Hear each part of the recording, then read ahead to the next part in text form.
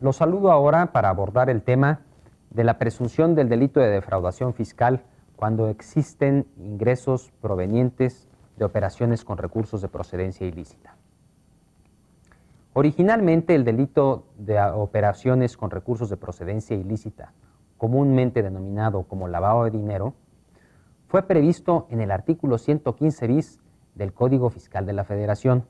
esto desde el 1 de enero de 1990.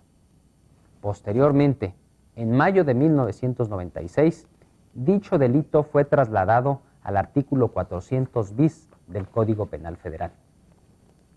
Sobre esto, no debe pasar desapercibido que este ilícito, el de lavado de dinero, siempre ha tenido independencia de los delitos que tienen por objeto tutelar como bien jurídico la recaudación fiscal, a saber, la defraudación fiscal y sus equiparables, así como el contrabando y sus equiparables. Por lo anterior, no existía ningún impedimento para que se actualizara un concurso real de delitos y, por lo tanto, se investigara y persiguiera de forma simultánea tanto el delito de lavado de dinero y el de defraudación fiscal y sus equiparables, entre otros. Sin embargo, por razones desconocidas e inentendibles, por decirlo menos, la Secretaría de Hacienda y Crédito Público elaboró un proyecto de iniciativa que el Ejecutivo Federal presentó ante el Legislativo para adicionar el artículo 108 del Código Fiscal de la Federación con un tercer párrafo, con la pretendida finalidad de señalar ahora expresamente que ambos delitos se podían perseguir de manera simultánea. Dicho tercer párrafo del artículo 108 del Código Fiscal de la Federación quedó redactado a partir del 1 de octubre de 2007 de la siguiente manera. Dice así: el delito de defraudación fiscal y el delito previsto en el artículo 400 bis del Código Penal Federal se podrán perseguir simultáneamente. En la segunda parte de este párrafo sigue diciendo: se presume cometido el delito de defraudación fiscal cuando existan ingresos derivados de operaciones con recursos de procedencia ilícita. De la exposición de motivos y del dictamen de la Cámara de Diputados, así como del texto aprobado, se desprende que dicha reforma solo aplicará para la persecución simultánea de los delitos previstos en los artículos 108 del Código Fiscal de la Federación, que contiene la defraudación fiscal genérica, y el artículo 400 bis, que es el lavado de dinero previsto en el Código Penal Federal.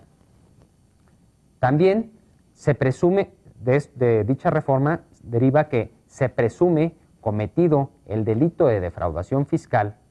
previsto en el artículo 108 del Código Fiscal cuando existan ingresos provenientes de operaciones con recursos de procedencia ilícita.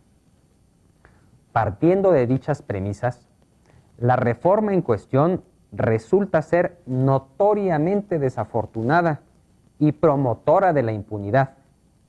por decirlo menos. Las consecuencias más importantes de dicha reforma son las siguientes. La primera consiste en que, si a partir de dicha reforma sí se pueden perseguir de manera simultánea el delito de defraudación fiscal y el de lavado de dinero, esto significa que antes no se podía hacerlo. Es decir, hacen una auténtica amnistía para los evasores fiscales y lavadores de dinero. Una segunda consecuencia de esta reforma consiste en que el delito de defraudación fiscal, previsto en el artículo 108 del Código Fiscal de la Federación y a que se refiere expresamente dicha reforma, tutela principalmente el pago y la recaudación del impuesto al valor agregado, contribución que no grava actividades ilícitas, puesto que el artículo 1 de dicha ley, de la ley del IVA, señala que están obligadas al pago de dicho impuesto las personas físicas y las morales que, en territorio nacional, realicen actos o actividades por enajenación de bienes, prestación de servicios independientes, otorgamiento de uso o goce temporal de bienes, mejor conocido como arrendamiento, o una cuarta hipótesis, por la importación de bienes o servicios. Llevado al absurdo,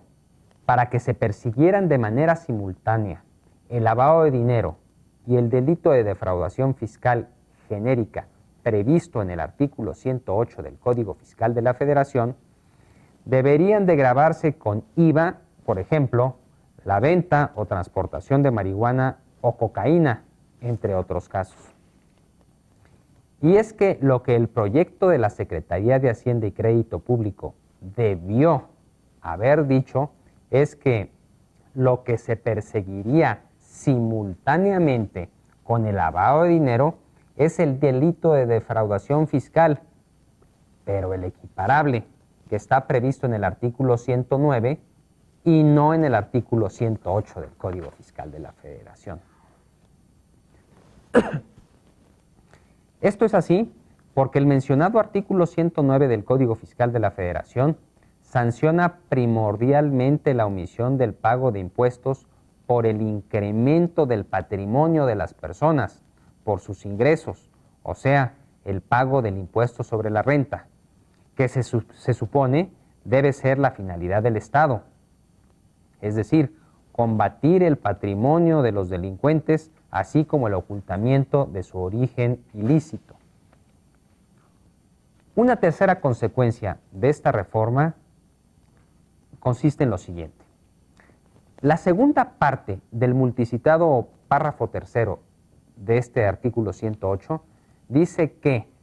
se presume cometido el delito de defraudación fiscal cuando existan ingresos derivados de operaciones con recursos de procedencia ilícita. Es decir, existe presunción de evasión con engaños del pago del IVA cuando se trate de ingresos provenientes de operaciones con recursos de procedencia ilícita, situación que en la práctica no se presenta, puesto que, como ya lo mencionamos, el IVA no grava actividades ilícitas. Y a la inversa,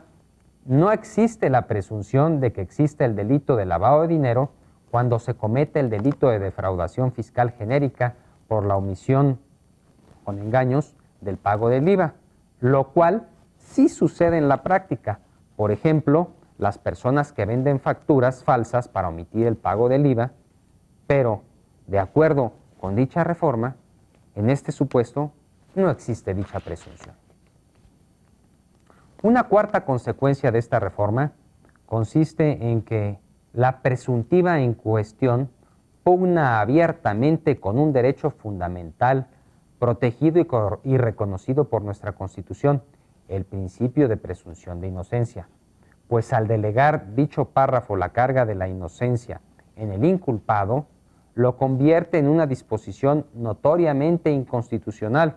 pues las conductas delictivas deben probarse y no simplemente presumirse. Muchas gracias.